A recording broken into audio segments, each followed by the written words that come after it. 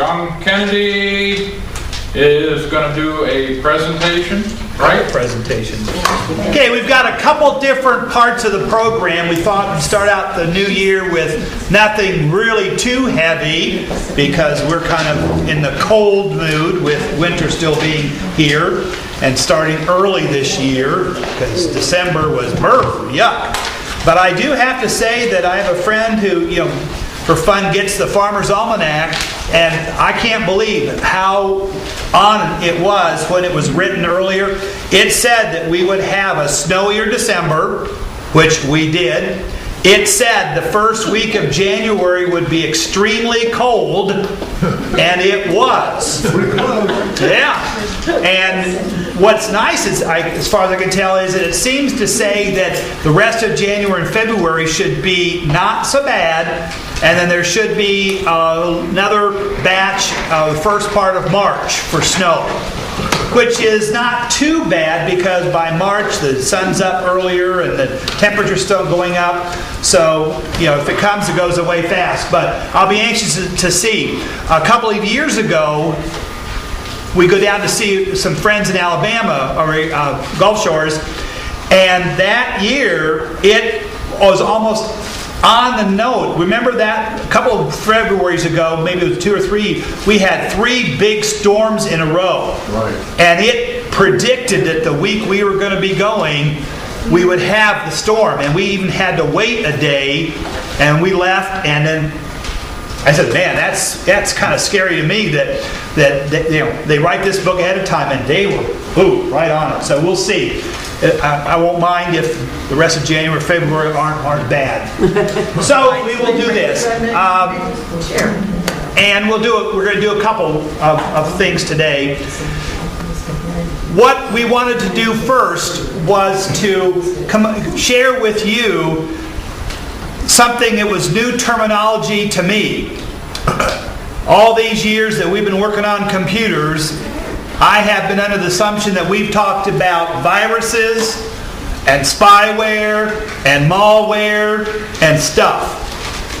And what I have come to find out is that I'm having to rethink my terminology because the big umbrella is not viruses like it used to be. Malware is the umbrella word. And malware, as you can see, is short for malicious software, which is what we've been calling it all along. But I didn't realize that really that is the top level. Anything that's software that does things to your computer maliciously is malware.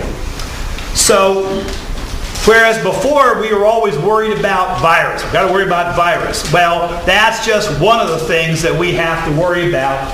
And so today we're going to go through and help review terms so that you say, okay, that's bad, oh, that's bad, oh, that's bad too. Because they're actually, like 10 it said. First one, of course, is the one that we've known about for a long time. Virus. It's a type of malware. Everything that I mentioned today will be a version of a malware. And so if you ask me specifically what's malware, well, no longer will I be able to say, oh, it's just malicious software. It's one of these things listed. And the virus, being one of the oldest, is just like the disease that we're fighting right now with the flu.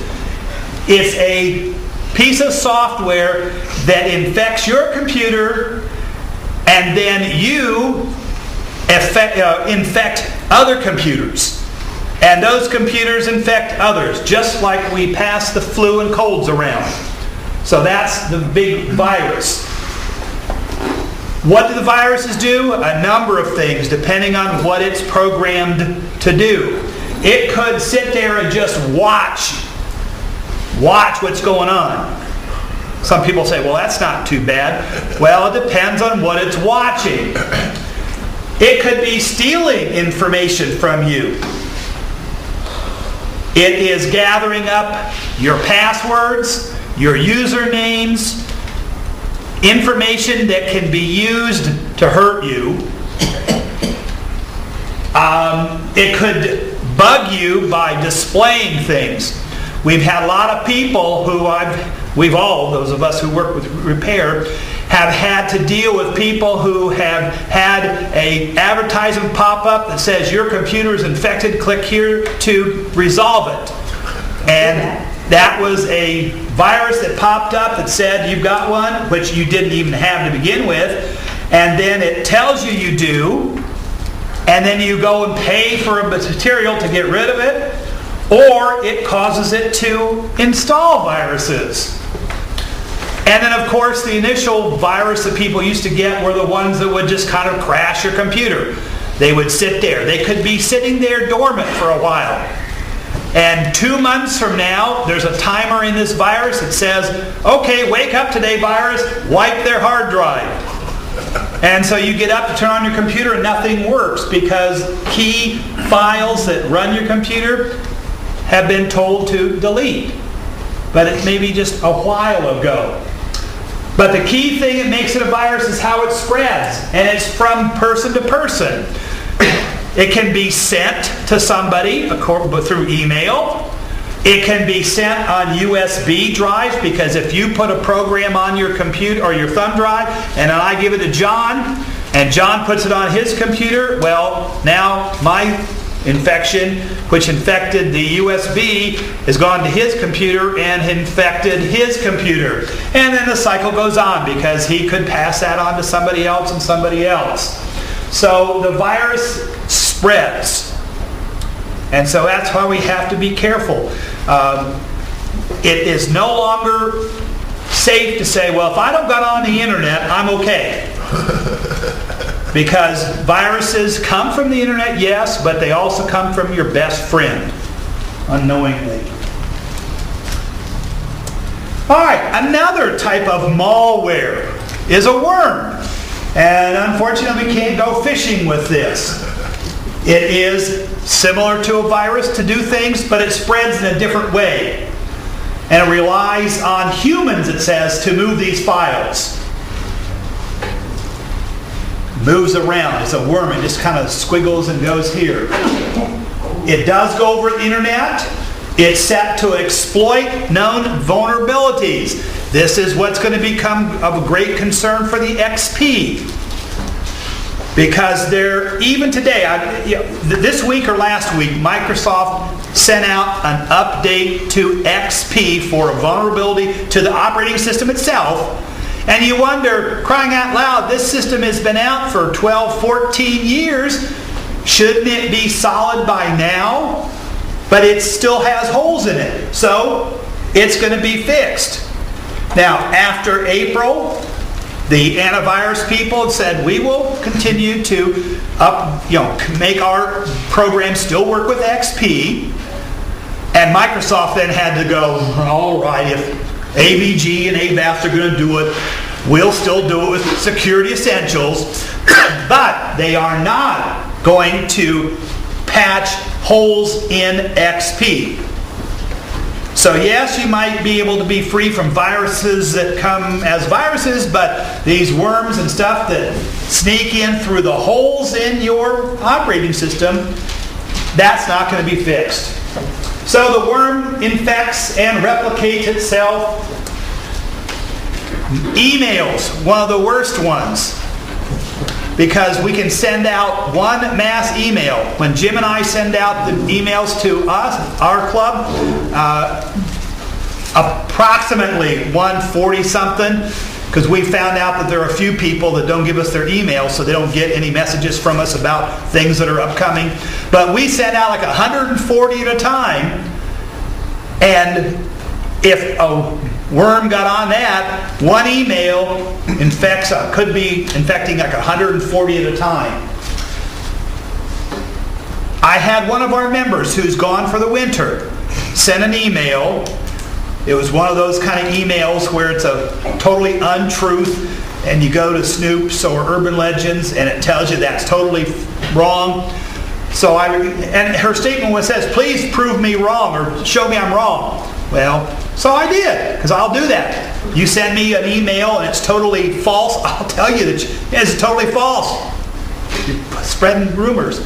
So I wrote back and said, read this because here's what it is true. She wrote me back and said, I never sent you that email. I don't know what's going on. And that's because somebody's address book has been hijacked that had her email address.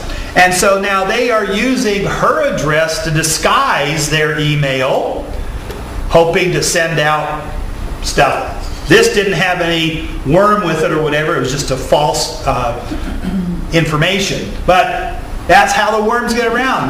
They spread around through the viruses. And like a virus, worms can do a number of different things that affects the computer. You don't know what they are doing it.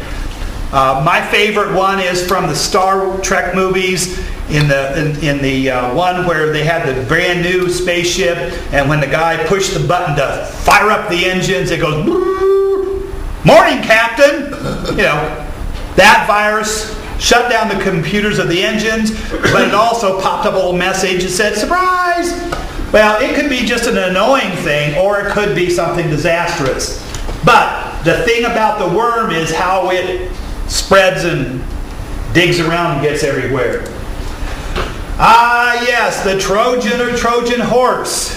All of us went to school and we learned about the Trojan horse way back in Greece and all that time, where they brought that horse and brought it inside, and overnight all the guys got out and attacked and everything. Well, we have them today. We have type of malware that gets into your system.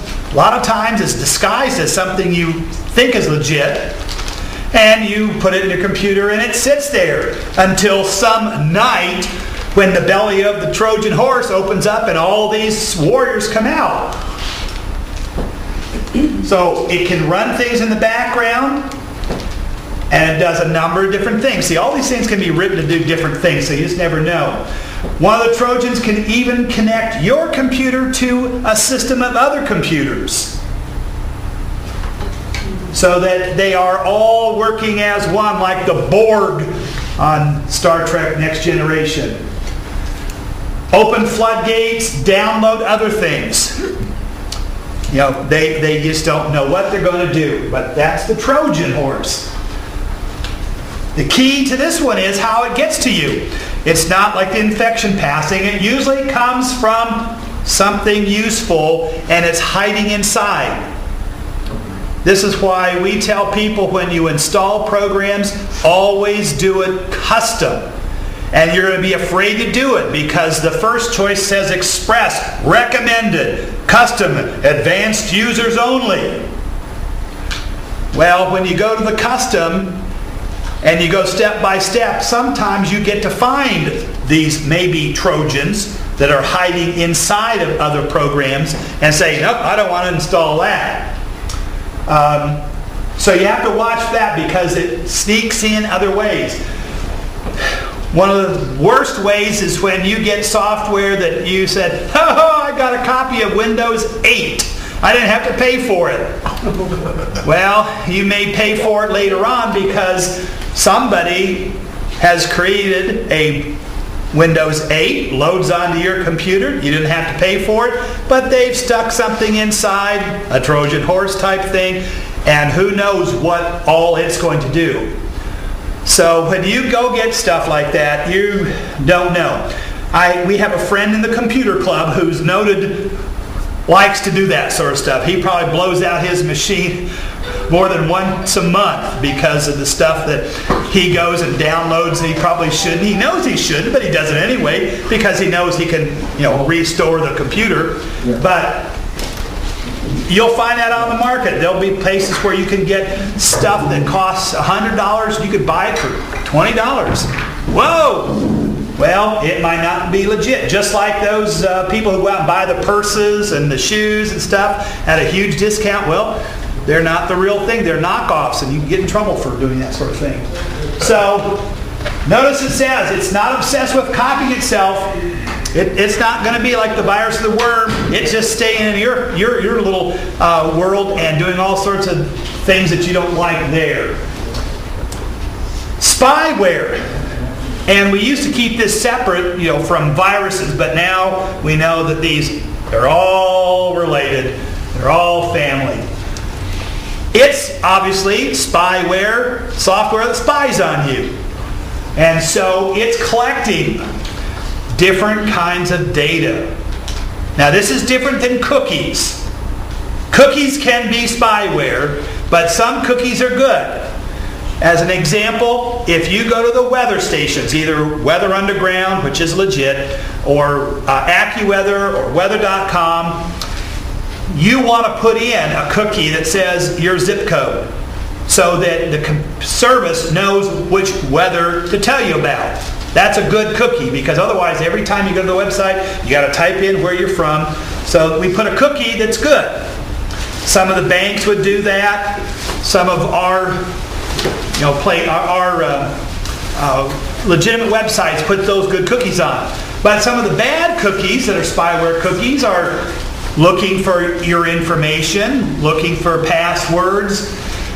Annoying ones could be tracking where you're going, find out what websites you like, and then somehow they, through other malware things, start sending you advertisements and things. Gmail and Yahoo Mail, they do that sort of thing because if you've noticed that they show advertisements, you get an email from somebody and all of a sudden you see ads. Well, they're kind of spying on your mail to see what kind of code words, and so they end up, oh, you were talking about shoes. Well, here's some advertisements about shoes and stuff. Well, it's a free service, so you kind of have to accept that. You're not paying for that, so ads are that way. Same thing with public TV. We watch TV and we have to watch ads.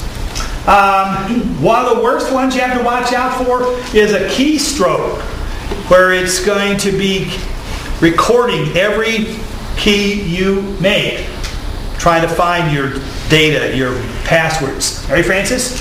Can I be your, like Groucho Marx? You could be. John, I wanted to ask you a question. Yesterday afternoon, Davy Roush received an email from his bank, and it said someone was trying to access his account, and they said all he had to do was click on the link and put in his bank account number, and they would investigate it for him. Should Davy have done that? He decided not to. Oh, well, good for Davy for not doing that. Because yes, that is a kind of malware. Advertisement pops up trying to get information. Now, here's the interesting thing. There is legitimate software that adds what I consider spyware, maliciousware, that monitors. So that's why I tell people when you're installing something, use the custom one so you can see what they're trying to add. Because if you say quick way or the recommended way, it gives your approval to add and whatever else is in there. So it keeps track of that. Let's see. Oh, adware. Adware is another one. Now, this one doesn't really hurt your computer. It's just annoying. And it gets in here and displays ads that you don't want. Ads when it shouldn't. And so, to me, that is malicious. I didn't ask for that. Stop cluttering it up.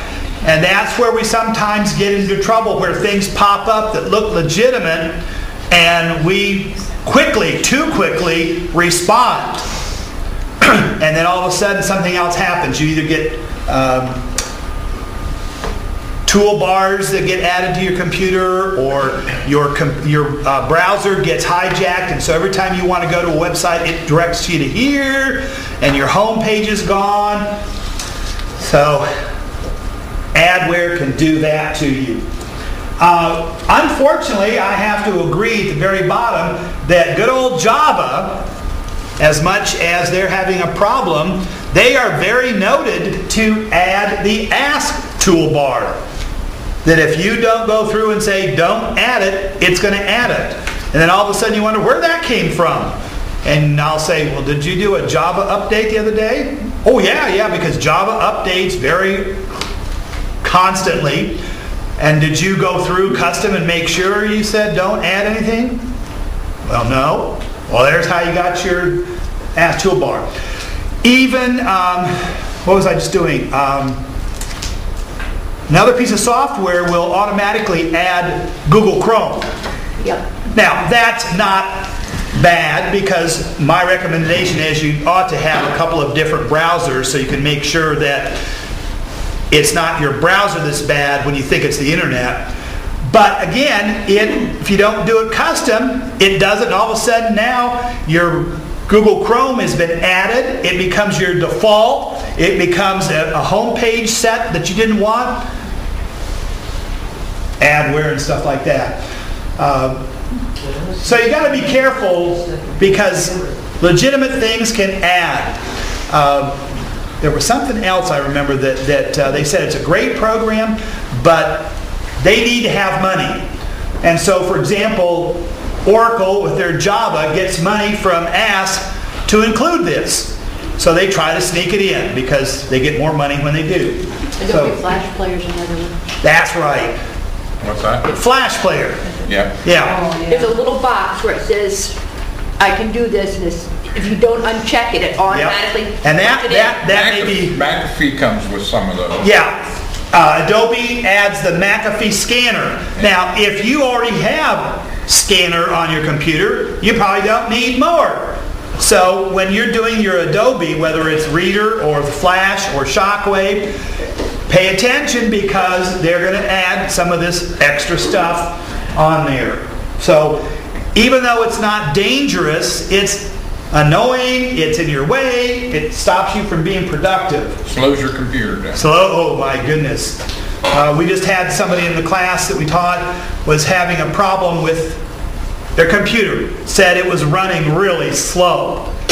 So I said, well, there's a couple of possibilities. So I suggested to the person, well, are you using Internet Explorer? Try the Firefox, just to see.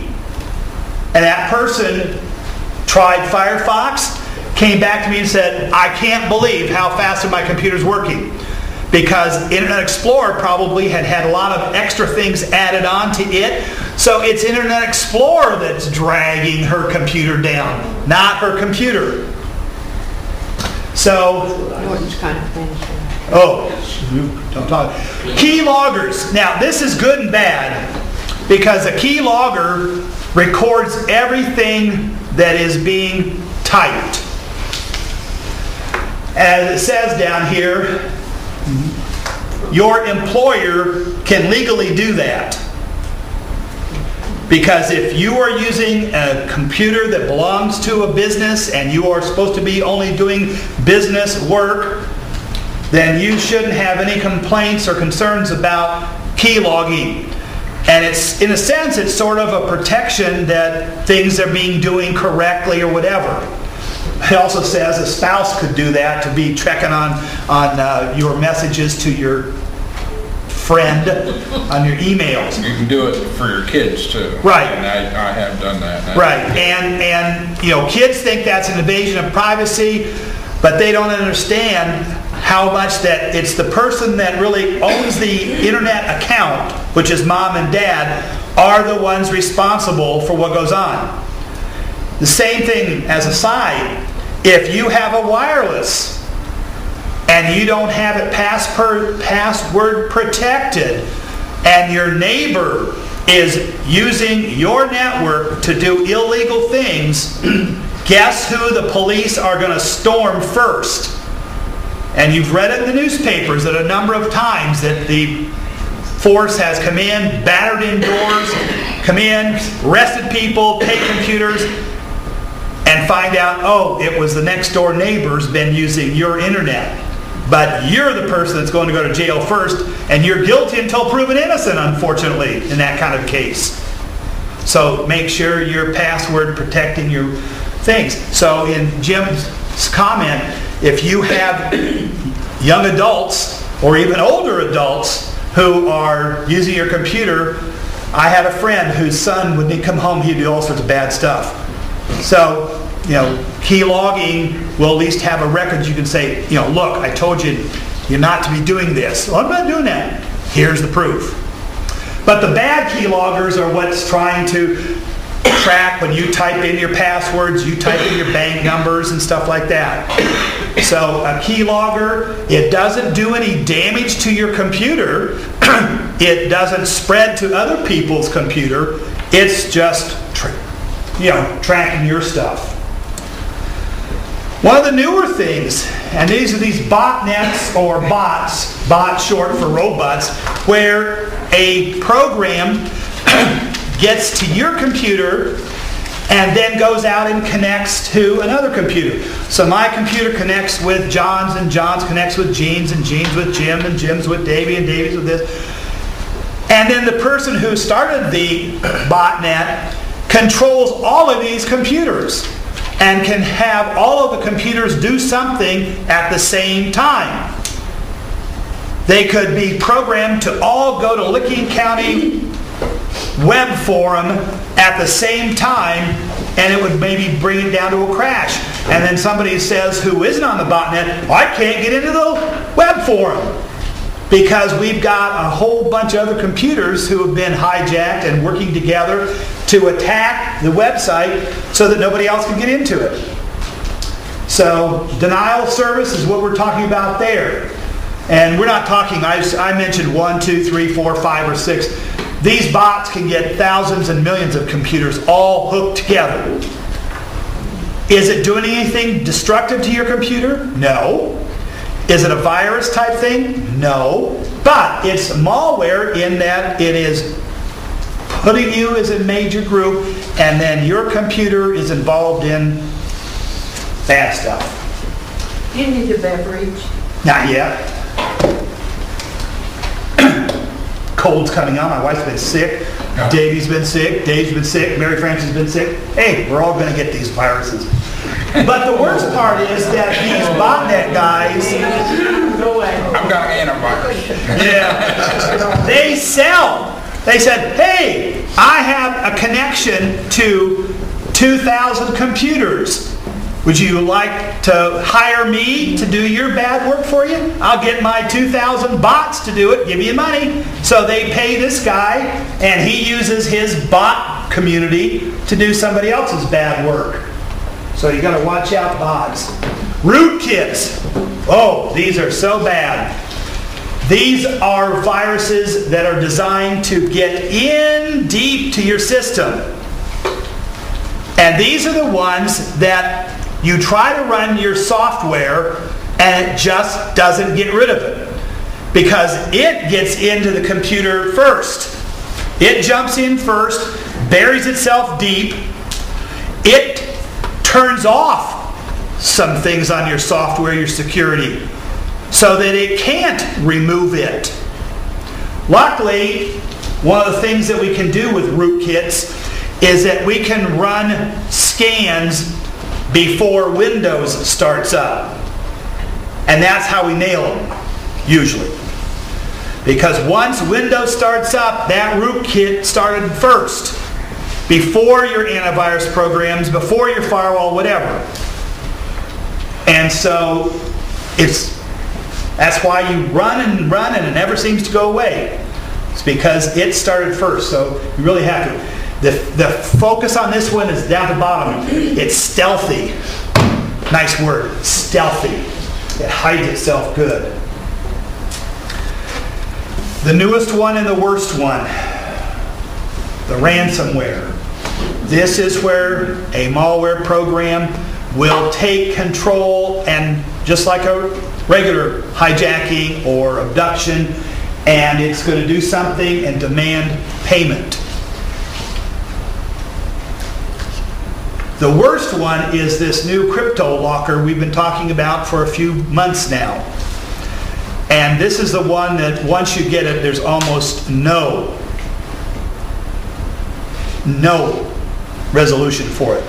Because what happens is this virus or this ransomware, malware, gets in and encrypts your files with a code that only they have.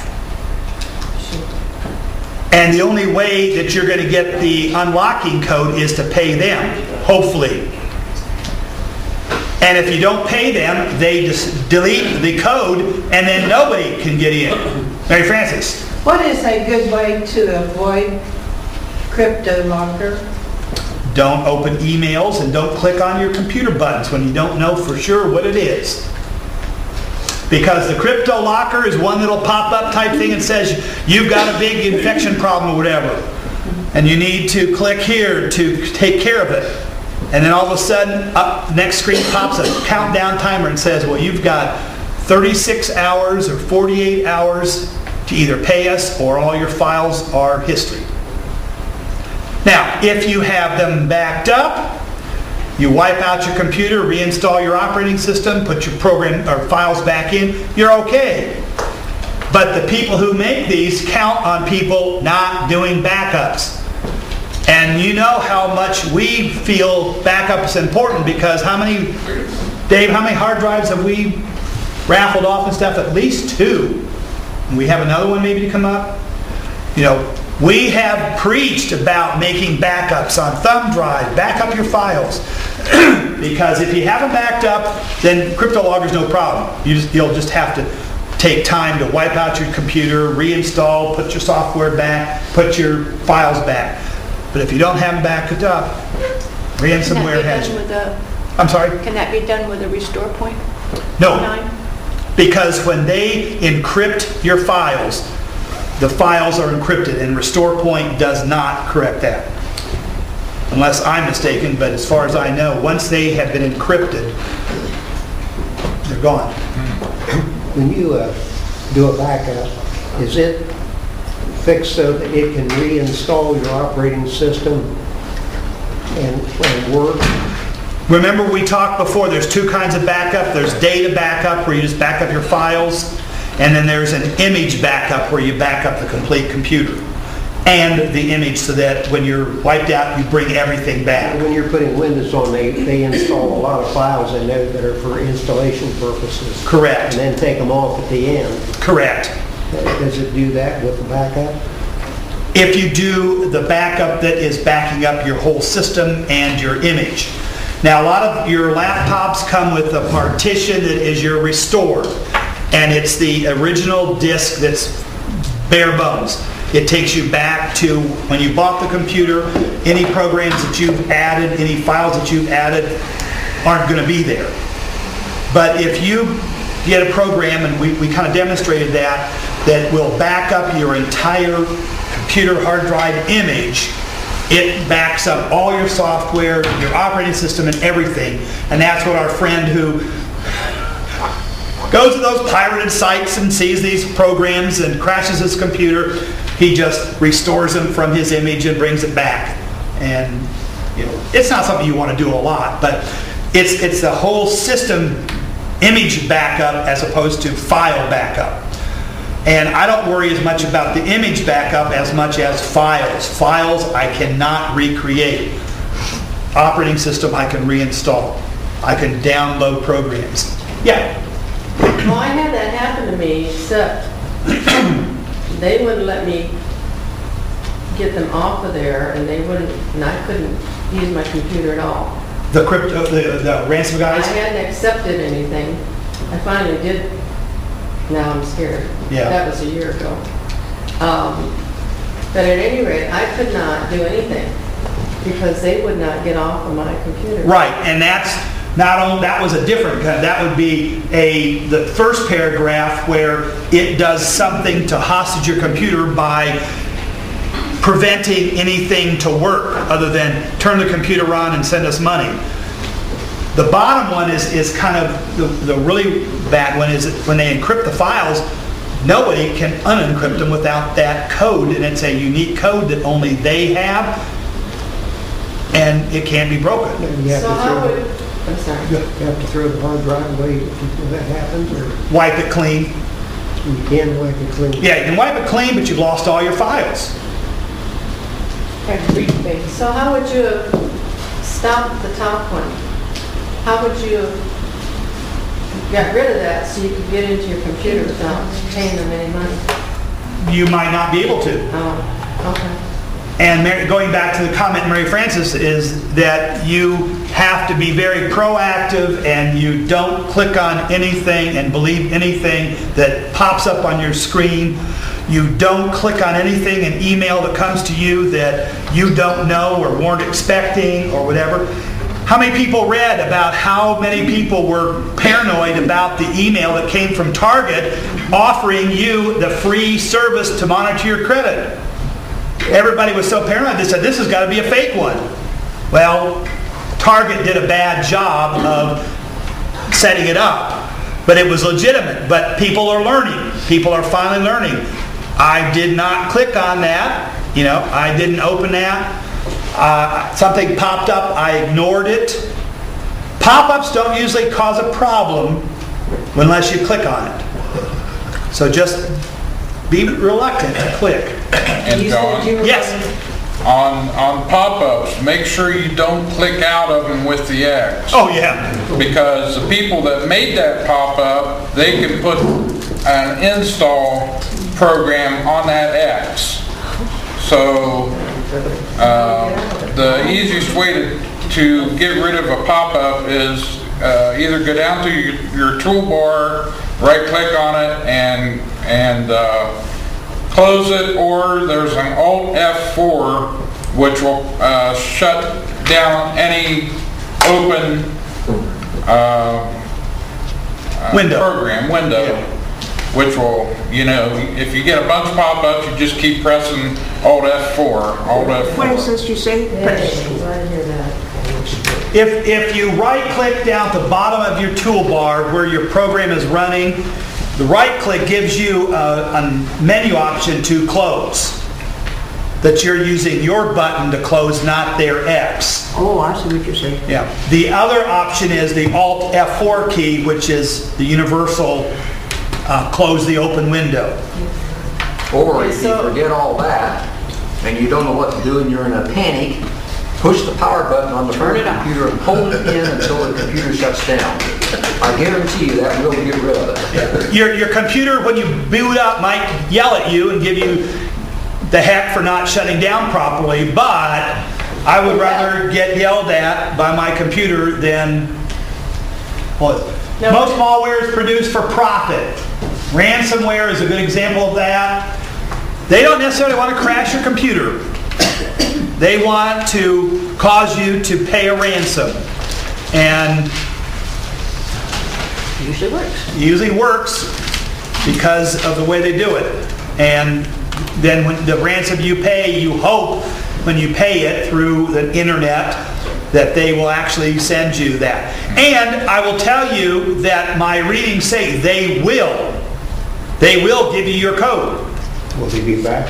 Yeah, they'll give you your back. They'll give it back to you. Will they be back to do it again? They could, because they said that if they take your money and don't give it back, and the word gets out, then nobody will pay them. And so then all they've done is a lot of work to encrypt it and they aren't getting money. So they are not going to not give you your money. Be an honorable thief? Honorable thief. Until they have to move out of town and go to another place. So if you switch from one, like, into, say, Google, rather than what you... Internet Explorer? Yeah. Will they still get to you? Could. Not as I mean, much. will they re-find you is what I'm trying to say. So you signed up for something, a year later they come back. Will they come back if you're in another system? They could, because if there's something still on your computer sitting in the background sending out information, it doesn't matter what browser, when you connect to the internet, okay, pathway is open, I can send, it's ET, I can phone home now. Doesn't matter. Does it go as far down as your ISP? It goes out past your ISP. It's in you. But once you go out, once it clicks out there, it has your ISP. Oh, yeah. It could be transmitting what your internet provider is, it could transmit what your IP address is for your particular computer. So, safe. You gotta be. Check your address. Yeah. All right, so as a quick review before we move on, I've learned now, I no longer call malware as something its own. Malware is anything that is software that maliciously does things to your computer. All the range from just spying on you and adding all the way to becoming destructive. 2, 4, 6, 8, 9 actual components right now. Virus, worm, Trojan horse, spyware, adware, keylogger, botnets, rootkits, and ransomware. So, without going into a lot of... Yes, Mary Frances? John, is there any free malware program that I could install on my computer to remove malware? Next screen says that we're not going to do in-depth a lot because that goes to another whole program. But my recommendations and feelings are that you need an army of tools. I'm the kind of guy, and you can look at me, you can tell, that I prefer a buffet line or an a la carte, that I can pick and choose what I want. Because sometimes you go to the restaurant and you say, I'll take the blue plate special, and that special comes with asparagus. I don't like asparagus. There are some programs that says we will do it all. We will scan and cover everything. But as somebody mentioned, there are some programs, if you put that on a computer, it really drags your computer down because they are running so much. I prefer to sort of have like the best of each. I do the same thing. I don't have a 3-in-1 printer at home. I've got a printer and I've got a scanner. I do the scanning on the scanner because it does a better job than the scan on a 3-in-1. I do my printer because it does a better job of printing than what's on a 3-in-1. And if the scanner breaks on the 3-in-1, I might not be able to print. So I'm an a la carte guy. I think you need some kind of an antivirus program that will specifically look for certain types of viruses, Avast, ADG, Averia, and I will mention Microsoft Security Essentials. John, Yes. are those in the order of which you recommend? No, they're not. Sort of. That's my opinion, and some opinions of like CNET, that AVG has moved up the line. It's been working its way up. It was up and then it went down. Now it's come back up. But I will not say that is number one because everything I talk about it's your preference. Some people like one better than the other. Are these all free? You know it's me. I just want to make sure. Yeah, they're all free. Now, I will state that many of them have paid versions. And usually what the paid version does, like Avast is the one that we talk about a lot. We've got a member of our personal club who doesn't live here, but he joined anyway, which we're glad, that goes around to all the ABSUG, which is Association of Personal Computer User Groups. We're a member of that. That's our big umbrella. And he's a non-paid, in a sense, spokesperson for Avast. And Avast is one of the best free programs. There is a paid version, but he tells us don't pay for it. Because what it gets you is 24-hour phone support.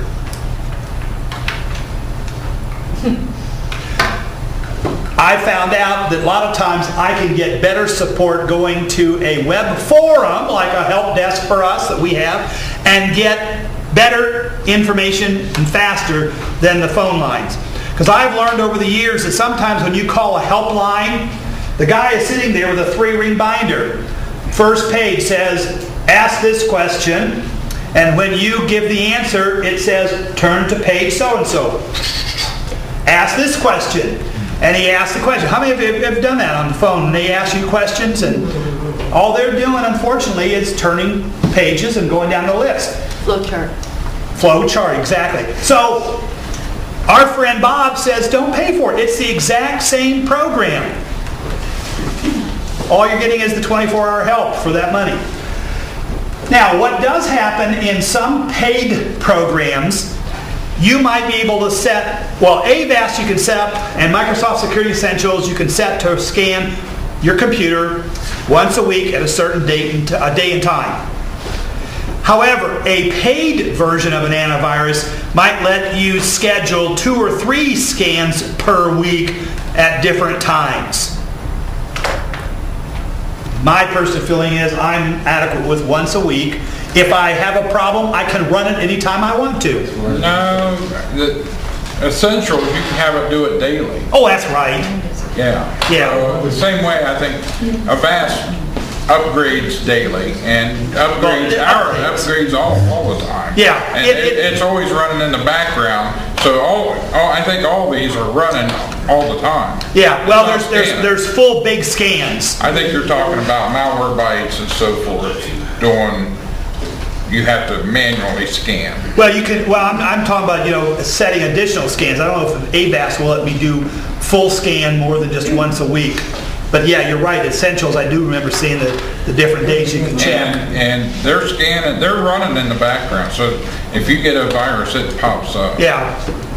Or should you have, say like, I have about 3 I use, would Avast be another? You should only have one on your. Well, in terms of antivirus, the top one up there, you can only have one. Do not It's like your appetizer. You can only have one egg roll. You can't have not more put than one. more than one on it. You cannot have more than one firewall. They'll fight each other. It's like having 2 different security guards being run by 2 different companies. Each of them has their own instructions on what to do. And one might be allowed to do this, and one might be allowed to do that, and so they will fight. So either you pick Avast, AVG, Avaria, Microsoft Security Essentials, or a number of different ones, and you have to pick for yourself, because Free John says you decide what you like best. I know what I like, Jim knows what he likes, Everett knows what he likes, and it doesn't matter what we like, it's what you feel comfortable with and what works for you. So you pick one. Same thing with a firewall. You can do the Windows has its own firewall, or you can replace it with one that does a bigger, better job as a firewall. But when you come down to programs like spyware, adware, even though it's called malware, those you can have all on your computer because they don't run all the time and fight each other. You run them yourself. Vicki? Yes. On Zone Alarm, I have not had it on my machine, but every week or 2 I get an email from Zone Alarm. I'm very suspicious of that. I'm afraid it is malware of some kind. Yeah. I haven't used it for a while. It's moved back up to like the number 2 spot in one ranking, and it might be. Ira, you've used it, I know. I use Zone Alarm quite a bit, and I never get an email from them. Yeah. Well, I'm thinking because she doesn't do it and she hasn't gone home. And that's why. And there's a little piece of Zone Alarm on the old computer that said, but you got the new computer, so they have record that she used to use it, but they probably know she hasn't updated in a long I time. have never used it, ever. Never used Zone Alarm? Nope. You never brought it up or anything? That's why I'm suspicious of these emails. All right. Well, all we need to do is we can track down the email to find out where it's coming from, and it could be another piece of software that has put in a little bit of Zone Alarm inside the computer, even if it's just to say, go out here and bug Vicki because she doesn't use us. Robert? I was trying to install Internet Explorer or something on a set, and it went in there and disabled Avast. Yeah. Different programs will do that. You also have a problem that if you don't remove completely one of the antivirus that you had, another one cannot be installed because it sees traces. The noted one is going to be if you try to get rid of Norton and you don't get rid of everything, you can't can't install another antivirus because it still sees a trace of Norton there. So anyway, not going on to that. So that's just some recommendations. I feel that you need to, one, be a smart computer user and be aware of, don't be so hasty. You know, relax.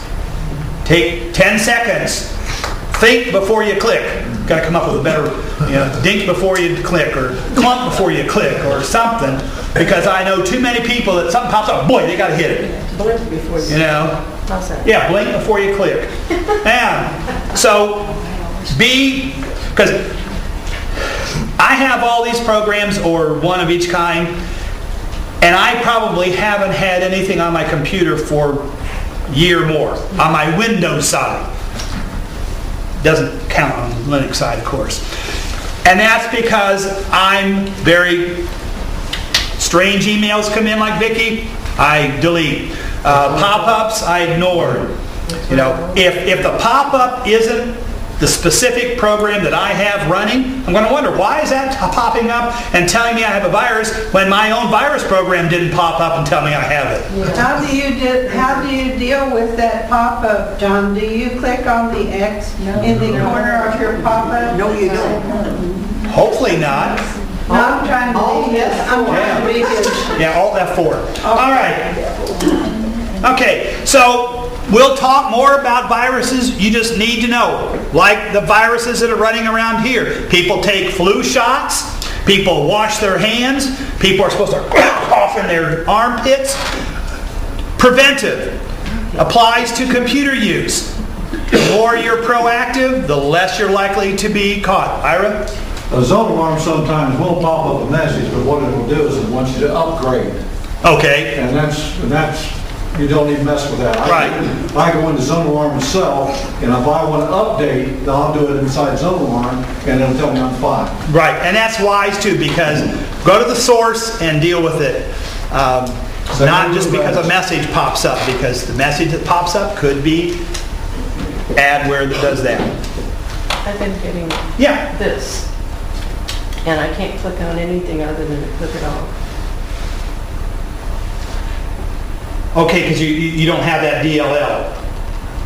Evidently, that's what they're saying. Yeah. All of a sudden. And this just started coming up this weekend. right, and see, it's an application for the Conduit program, and it's trying to run this DLL, and you don't have it, so you'll keep getting that. But I'm sure that the computer's running fine. Okay. So what we have to do would be to go in and you remove that program. Conduit's not a good one. Could you show that last page again? If you bring your computer in, we'll look at that and see what we need to do with that DLL. Okay. Yeah, I've had that kind of thing. When you uninstall programs, Windows historically only uninstalls what it has to. Let's say that a program installs 50 things on your computer, and that's not even really how many they install. Microsoft says, well, I only have to uninstall 24 of them to kind of have the program not bother you. So it uninstalls 24, but then there's 26 things still on your computer. And one of those things could be something that's popping up and saying, hey, I can't do something, I'm missing 24 other of my buddies. So you have to do a better job of getting rid of those, and there's other programs to get rid of junk stuff. I'm trying to think, there was one specific case I was going to mention about that. Oh, when people uninstall Norton. Oh, man, that's hard. Okay, they uninstall Norton, but they forget that there's a second program that's called the Live Update. Yep. If you don't uninstall the Live Update, even if you have Norton gone, every day Live Update's going to go out and check for Norton stuff, and you're going to get messages because you left behind a sister program. Nancy, then we move on. John, on the super anti-spyware or Yes. Malware, I forget which one. When you run it, then it comes up with this, here are all these programs. Which ones do you want to delete them? Whatever they find, I get rid of. Exactly, so I just say all of them. Yeah. Is that okay? Yeah, I do it. That's what I do. All right. Because there's too big of a list for me to try to figure out what. So, yeah. And I use, for example, I use Malware Bytes and Super Anti-Spyware because once in a while, one catches something that the other doesn't. And I teach people in our classes, like an internet class that we have, that it's just like grocery store. Many of us don't go to one single grocery store, and that's because this store that I shop at the most does not have a variety or variation of something I really want, so I have to go to that store to get it. So once in a while I find one, sometimes it catches something the other one didn't. So running it two things is only twice as better. Okay, going quickly. The web board. We said that starting the new year, we're not happy about enough people making use of this thing. As I mentioned before, I don't have the professional version of Avast that gets me 24 because I can go to help boards and get tons of information that I want for free. So we want to take you on a quick tour and help you make use of this web board. Now, I'm not going to talk about signing up. We've done that before. You not signed up, you come talk to us later, we'll get you signed up. But we've got questions from people who said, okay, now I'm signed up, now what? First thing, when you go and sign in, the top corner, it says hi to you. I'm Free John. And right underneath my Hello Free John, top left-hand corner, it says, show me all your unread posts that you haven't read. And so I can click on that and boom, anything that I haven't read will show up in the list. Now for me, it's usually not much because I keep up on my reading. But if I have been gone for a number of days, I can just come right there and there will be a whole list of all the ones that I haven't read. Underneath that, if I'm concerned about it, let me see if anybody's replied to any of my posts. I can click that. Now, we won't have, when we go in, hello, John, would we? No, it's whatever you have signed up. That's your name. Hello to you. Then under that is where you... And as we can say, it'll say hello to Jim Brower, because that's how he signed up. Okay, now, if you go to the bottom left-hand corner, and you want to see the ones, oh, I read something a couple days ago, and I can't remember exactly what. Down at the bottom it says, view the most recent post. It will list in chronological backwards order the most recent one, the next one, the next one, the next one, the next one, the next one, page 2, the next one, the next one. And you can go back through ones you have read or haven't read in chronological reverse order. So it makes it real easy if you're trying to find, oh, somebody, I read that and now I don't know where I saw it. Click that and go back and read historically through it. Now our forums actually are set up in 3 areas: general, help desks, and computer help. And divided into 18 subcategories. Each of the help desk SIGs have their own.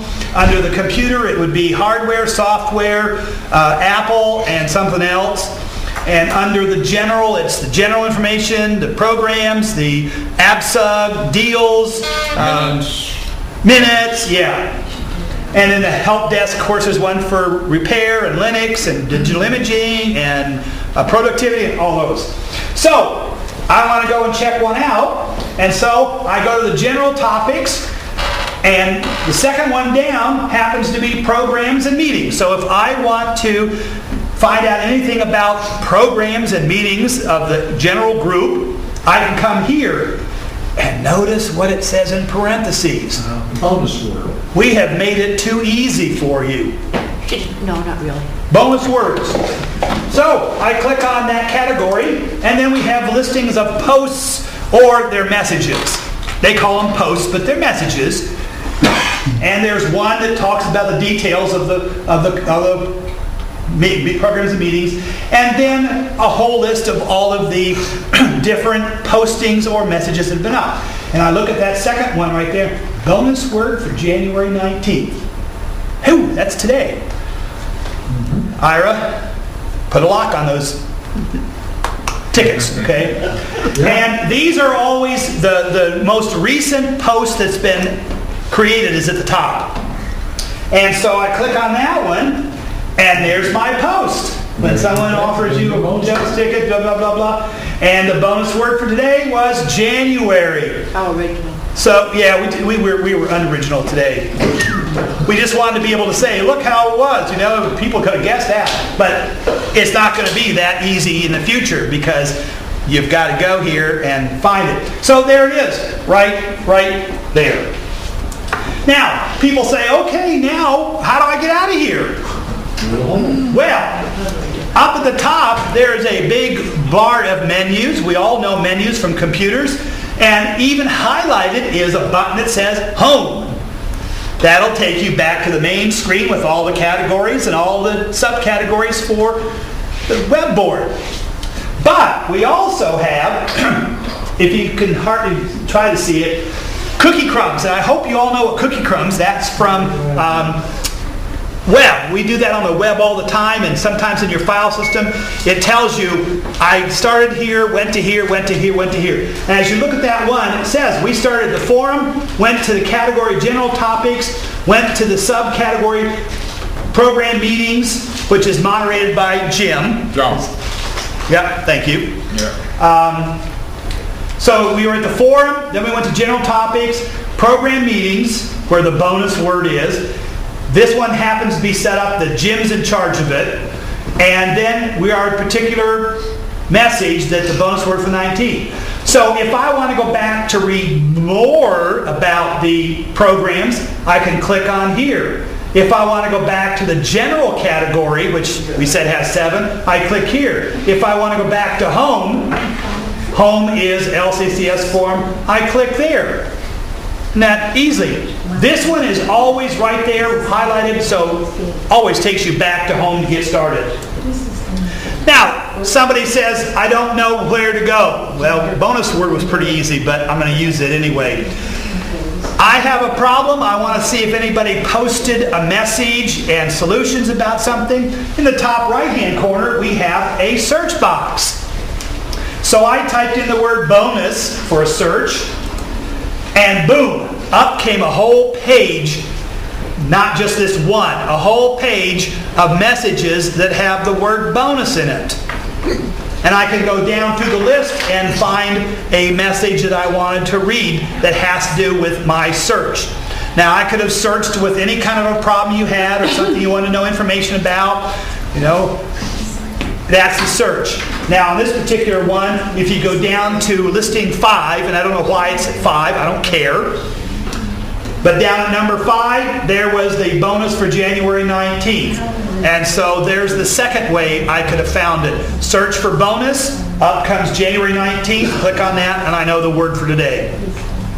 So you have 2 ways. You can go to the category and look, or do a search. Now, I will tell you, searching is harder, just like on the internet. Internet searching is not easy because the internet likes to look for words, and you have to know how to search. Because if you use 2 words to search for, it searches for one, the other, and both. So it's doing 3 searches at once. And you get thousands and thousands. Same thing can happen here. You've got to be kind of specific about what you're looking for. But you may find that we have been talking about that problem that you're having, and you can get the solution. If you want to reply to the message that's you're reading, right there at the top is a button that says reply. You click that button, an email type box opens up where you have the subject, and then you just type in your reply. And when you're done, you can hit the preview button to see what it looks like, or post it. But it's so easy to do because it's just like look like a word processor. Type your message. If you wanted to start a new post, which we would encourage you to do. In fact, I might even someday say, next month, every person that posts a new question or topic or comment or whatever gets a free door prize thing. I haven't cleared it with this guy yet, but I might, all you do instead of reply, there's a button at the top of the category that says new topic or new post. Click it, give it a subject, put your comment, question, concern, something, hit post, And then it goes up for all of us to read something that you have a question about, something that you want to share with us, something, who knows. Don't go there. Yeah, we want that. So there's the reply. Now, let's say that I want to reply, but I don't really want to reply so that everybody in the club that's registered. Nobody sees this website unless you're registered with us. So it's a private board, only to keep outsiders that might junk up our stuff. It's free for you to register. That's on the first page. Like I said, come to Jim, come to somebody, we'll get you registered. And we have to allow you in. Right. Anyway, there are 10 people waiting to be admitted right now, and all 10 of them are supposed to be denied, but I think they got added. I got to go back. I didn't either, but I don't. When I went to hear it, and maybe because of being on the projector, I can't check it to reject it. But there are 10 people because robots try to sign up. Let's say, though, that I want to comment privately to somebody about a post. Mary Frances put the post up about the the bonus word. Doesn't have to be that. But it always tells who made the post. And right down here at the bottom, there's a little email button. If I click on that, up pops an email window. I can send Mary Frances a private message, and she can respond back and forth to me without cluttering up. Maybe it's something that the club doesn't need to do or talk about, or they wouldn't care about, so you don't want to clutter up that. So you can do that. Mary Frances. Do I already have to know what Mary's email is, or does the board already know what it is? When you signed up, if you signed up and put your email address in and said, yes, we can email you, then that link right there will work. That link is for like instant message. So if somebody has an instant message account, we can instant message. I don't have one. And that's for like a chat room or something. But yes, if you wanted to send me a private one, you could click on that little envelope and it would come right to my email, and I can email back to you. Any questions? The benefits of a web board are in the fact that the members use it. We have, and I'm not going to embarrass, when you go down to statistics, it will list everybody that's a board member or a web board member. And it will list how many posts you have made. Now, no one's required to make a post, but that means posting or replying. A lot of people just go in and what we call, what's the word? Nope, there's a nastier word for that. You hide in the background and all you do is Lurk. Lurk, that's the one. Most of you are lurkers. That would probably be me. But you probably do have comments that you can make. Hit the reply and say, I've had the same problem too. I wondered about that. Please help. Or, I tried this and it, worked or whatever. But do it. Now, if you saw on Mary Frances, it said she's a junior member. In 3 more postings, she becomes a senior member. If you do up to 50, you're a junior, and then after 100 postings, you're a full member. And it's not a full member of the club, just a full member of the board because you've been using it. The newbie means you've done nothing. Newbie means you haven't sent enough posts, yes. Ooh, there's a lot of newbies on there. Yes, there is a lot of newbies.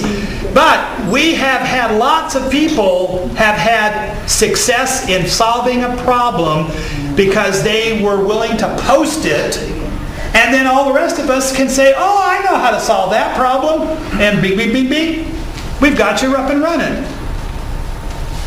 So we really encourage you and encourage your friends that are club members to get registered and make use of it.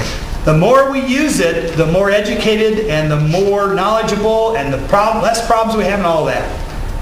If you're a member of the club, are you automatically registered? No, you have to go to that website off of our page and click on the register button and fill it out, and then one of the two of us approves you when we know it's really And you. try and put a name in there that we can recognize. Yeah. But, Give you a list on that. John, do Yeah. you have the very first screen where you type in your information to show them again? Several people were wondering, what do I put in there? Do I put in there my email address? It'll take me too hard to do it because I get auto logged in. That's why I was wondering if you had one. Yeah. Well, look, is there how many new members? 10. Is there now? Yeah. Well, why don't you click on that and we'll show these people. Bad names. Well, yeah, I mean, Go ahead, it's okay. We won't tell. you have to click on it. Yeah, well, Work Okay, nice. and then you have to log in again. yeah. Usually on my computer at home, it automatically. John? Yep. This is what a person who doesn't have automatic screen has to do, right? No, this is for Jim and me to get into the Yeah, we're admin. the administrators. No, there's the page. You put your name, your email address, and whatever you want to use for a login name that makes sense. Mine's Free John, because I've been on it since the beginning. But most of the people are putting like Bill, Sue, somebody, Jay Grower, so we kind of know who it is. That's right, it wasn't the right password. Okay, and so here's what we get every day, and it's kind of hard to see. Let me see if I can do magnify and control plus. There we go. These are See? the people trying to get into it. See, normally it doesn't have numbers beside it. No. So I think something thanks to using this Windows computer screwed up. Oh, no, But yeah. yeah, and you can see that, you know, when Jim and I look at that, 10, 15 sometimes a day, 2 or 3 a day, are mostly whatever junk stuff. But you see that username, if you would go ahead and put your name or, you know, something, but they're trying to trick us by like Page Mess or, you know, some of those Kathy Wall. But you know, you look at that. But we can check with the email, but sometimes, a lot of times there's Hotmail and Gmail and Yahoo, you know, like that Eli, what is that? Eli Cope? Is that a legitimate Copley. Eli member? Copley. Could be a Eli Copley, could be a name of a I know. new member. And what is that? Look at Aardvark. Yeah, what a name. Where are you? Now, is that a legitimate member? 2501. Now, we have to look at our database, you know, and see if there's a member that has an email address like that. So you're suggesting people need to put in something meaningful? And on the sign-up sheet, it does say, put your name. You have a place to put your login and like your screen name. So if I want to be Free John, I can do that. But down where it says name, I put John Kennedy. So that when the person's in charge of agreeing, say, okay, John Kennedy, I know him. You know, he's one of our members. And we can okay that. But that we didn't used to require that, but now we require and say, put in your name so we know it's really you. Okay. Alt-tab, What never about used the it. remember password thing? I mean, that happens in a lot of stuff. Right, and it's your preference as to, for me, I'm the only one using my computer. Nobody can get on it when I'm not there because they have to get a password to get on it. So to have my web board password remembered is not a problem. It's not on the laptop because this laptop goes out and somebody might get on it, so I don't do it on the laptop. You just have to decide, you know, is this something that somebody could get into and you don't want it to remember it? Or spyware, if you get into it too. Yeah. That's what I was thinking. Can you remember that when you are on the inside of the web form, that it asks you if you want to be there 1 hour, 1 day, or forever? And I check forever. Yeah, so it remembers your password, so I never have to log in at home. Yes. But that's individual preference and how you feel about it. I don't have a problem at my computer at home doing it. Okay, one quick thing, and then we'll kind of get back to things. February general meeting, basics of cloud computing. What is the cloud? I don't know. How can you see the cloud? Look up. Types of clouds. Choosing a cloud provider. Security in the cloud. To find the answers to all these headings and additional information, same bat channel, same bat time. Be sure to attend the February meeting of the Licking County Computer Society on the 16th at 2:30. Gathering begins at 2, and all those blank slides might appear. Full. Nice trailer. Nice. All right. One last thing. All of our meetings and our programs, two separate things, the meeting part and the program, are recorded by Everett. Thank you, thank you. And he records them and converts them to a file that goes to his server. So after a reasonable amount of time, give him some time to get it. Actually, it's on YouTube now.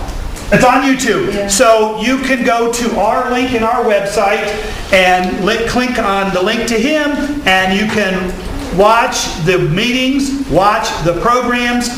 If you miss one, Mary Frances is going to be watching in March to find out how bad somebody did in messing up the day. If you're sick on February 16th, after the 16th, you can watch the program. Your friends who did not, it's an open site. Yes. Isn't that automatic minutes? Did what? Wouldn't that be automatic minutes? It probably isn't legal enough to be in the automatic minutes, but... You don't put it on your website, do you? I mean, you don't put what you Yes, said. in a sense. Everything that I've said has been recorded and will be held against me. I meant your notes as written out. No, just what I've said. Okay. So everything I've said. And if you go to our website... I'm recording the videos that he's posting. That's fine. What's your name again? Everett McKee. Oh, no. If you go to our website, lccsohio.org, because there's somebody else in Ohio that's LCCS, but we're the org, and you'll see right down here in the big red, there is a link to our general meetings and presentations. And when you click on that, it takes it to Everett's YouTube page. And listed down here, there it is right there. Whatever that says is Cody. It's October 20th meeting. Okay, so the October meeting's there, and there's the October 20th presentation. There's our December 1st Okay, potluck. and you can watch it as a service to you and your friends. You try to tell your friends, watch this. Here's the kind of stuff that we cover in our meetings. You want to be a member of the group. I'll come to that.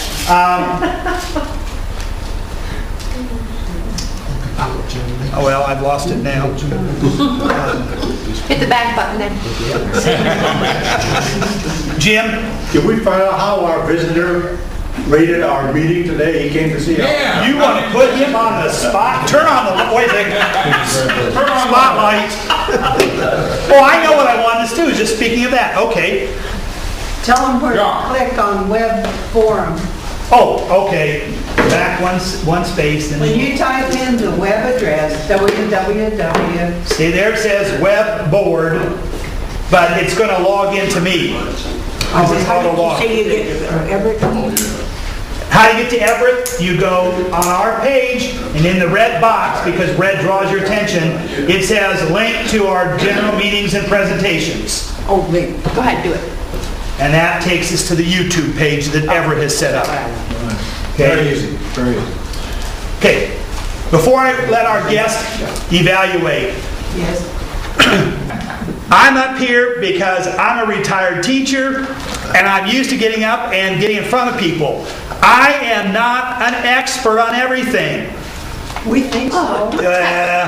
So next month, you'll probably see me here because nobody else will. You guys have stuff that you can share with us.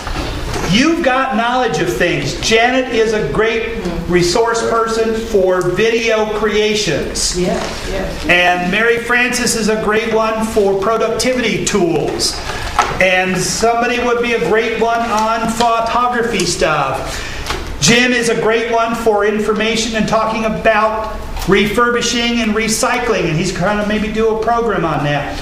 We have people in our group that could do this, so I don't have to do it all the time. I don't mind it because I'm a 35-year veteran teacher. I've done it. And then to repeat yourself again. I do that all the time, my wife says. And the reason that you would love to be able to access this board 24 hours a day is because where in the world can you go and ask a computer question and have at least 140 people ready or willing to write you an answer? I mean, you can't buy that. Absolutely. If you want to ask for an evaluation and a first impression, maybe a last impression. I liked it, it was informative, and I give it an A+.